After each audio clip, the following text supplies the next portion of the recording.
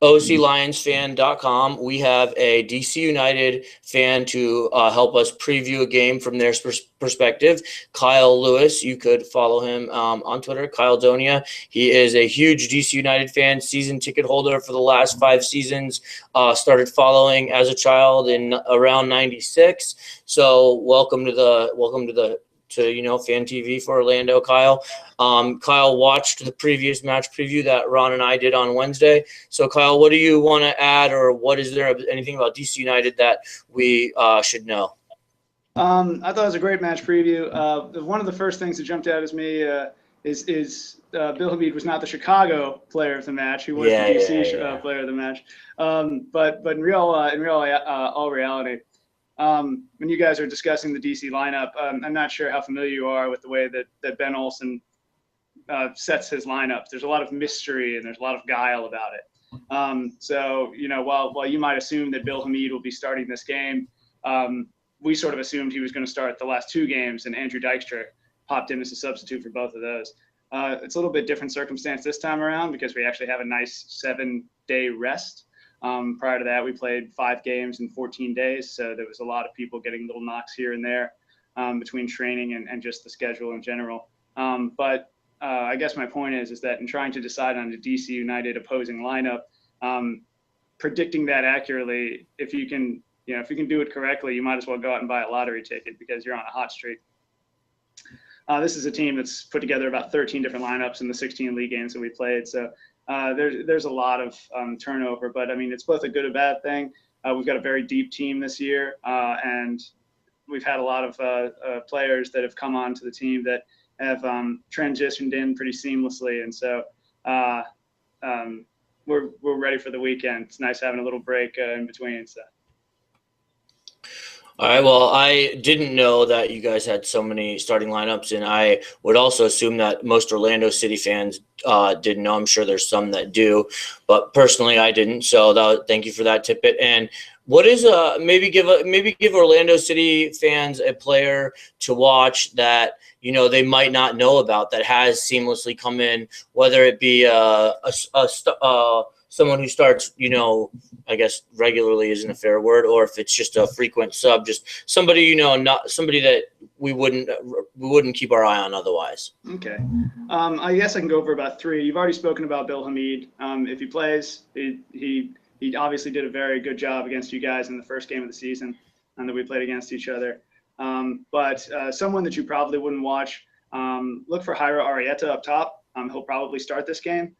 He has had a few games, especially during the CONCACAF Champions League, where he started with Espindola, and they both paired up pretty well. They haven't had that many chances to start together during the season, but with Espindola being suspended for 6 games and then out for another 6 games due to injury, as well as having other people healthy here and there. Connor Doyle has started. Luis Silva has started 1 or 2 games, and Rolfie has actually been up top a lot as well. So it'll be good to see the partnership with them together. If Arrieta and Espindola can get that sort of chemistry back that they did at the beginning of the year, back in January, February, then you might want to keep an eye on him. All right, yeah. Rolfie came on last game and was super sub and scored that goal, but that was after Colin went down. So, I don't really want to see him coming up the middle on Colin like he did when he wasn't there. But that's just me being a homer. So, how do you think Orlando City has played DC, respectively, in compared to the rest of the leagues, especially focusing on the Eastern Conference? Because, from 3 through, I think, 8 is like a 5-point difference. So that's really the battle Orlando City is going to be in. You guys are up there, I think, 7 points ahead of New England. So, how does Orlando City look, just from your opinion, against comparative to the rest of the league, since we're a new team and stuff? I think Orlando City is looking really good recently. There were a few, a few new sort of rookie mistakes, I guess you could say, from the first couple games of the season.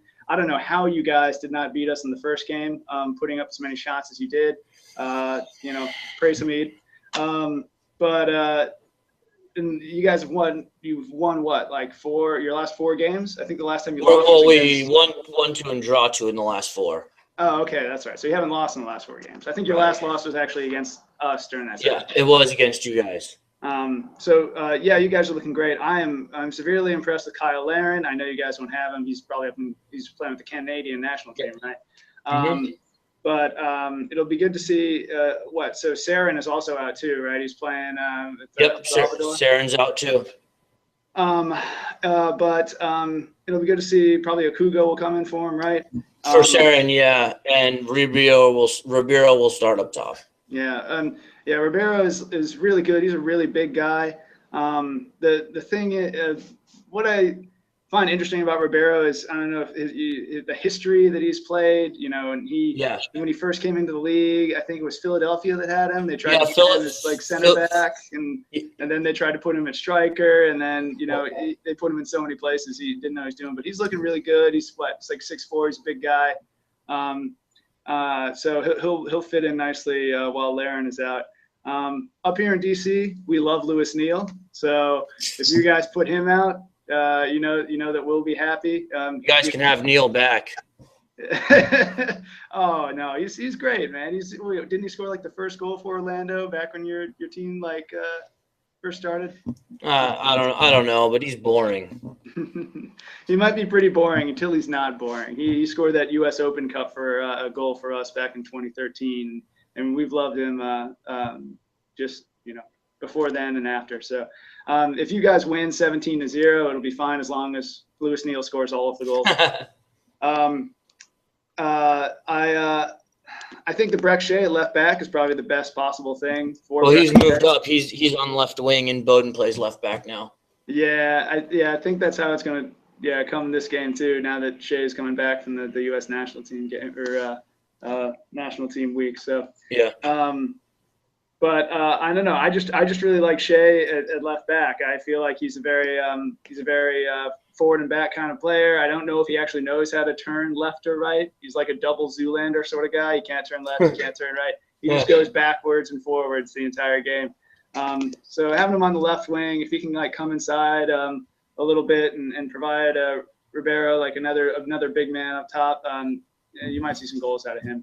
And I don't know if we'll see any goals out of him. I'd love to see goals out of him in the match preview. I said that too because he hasn't scored yet. But how do you think that Ribeiro and Shea, because he'll be our left wing, size-wise and speed-wise, will stand up against your guys' back line? I know you guys are more of a defensive counterattack team. So how do you think that our attacking players will stand up against your back line? Well, if you got Shea over on the left side, then that means that you guys will probably be coming in against Sean Franklin and whoever's playing on the right center back, whether that be Birnbaum, Boswell, or Apare. Franklin's really, really quick. He's a seasoned veteran. He had all those years at the Galaxy, so he knows what he's doing. It's a situation where we have Chris Korb and Taylor Kemp, usually the guys who sort of switch out the left back position for us that season. Both are looking to be healthy for this game, but again, who knows? So they'll probably both be on the left. It's a situation where I would be a lot more worried if Franklin was out and you had Korb on the right going up against Shea and Ribeiro, because he's not that tall and he's not that quick. I think Franklin will pose a good matchup though, so I'm really anxious to see what happens. All right, and I'm just trying to keep this brief because most of the viewers who follow regularly have probably watched the match preview, so they're trying to keep this supplemental. I'll leave the floor to you. Is there anything about DC United or the matchup that you'd like to point out to Orlando City fans that we may be shaded and biased, or something that what the rest of the MLS maybe would think, or another Eastern Conference team would think about Orlando City? Really, just the floor is yours. Just make any kind of whatever you want. But if you bash Orlando City, I will bash you on Twitter. I think that this is probably the most favorable sort of situation that you guys coming into this game. You guys have an almost complete team. We sort of got pounded by Jovenko last weekend. He broke our 20 home game non-losing streak, and you guys have a pretty good number 10 as well. Some Brazilian guy I think you might have heard of. So if we weren't able to learn from our mistakes last week, and if you guys are able to exploit that, especially having a game at home with you guys have a great fan base down there. probably have like another 37,000 fans. I think it's a pretty good perfect storm for you guys to take advantage of.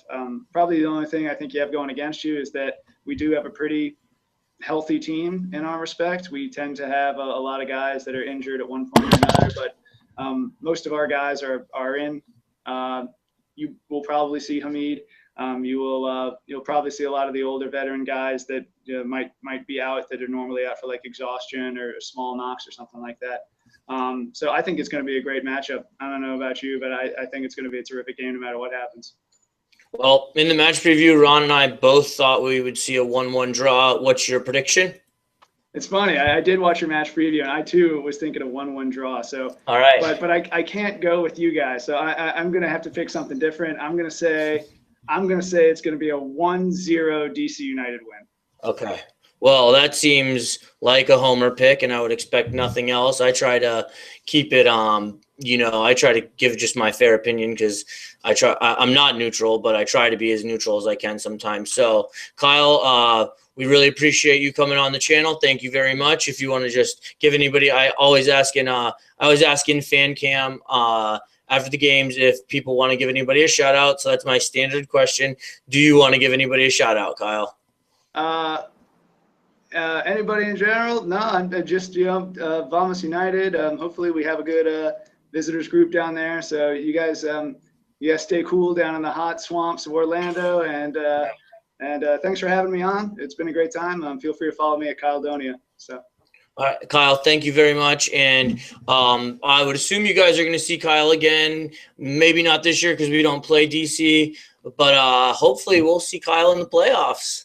Yeah, sounds great. All right, Kyle. Love to see you guys there. Best of luck. Beat the Red Bulls. Thanks.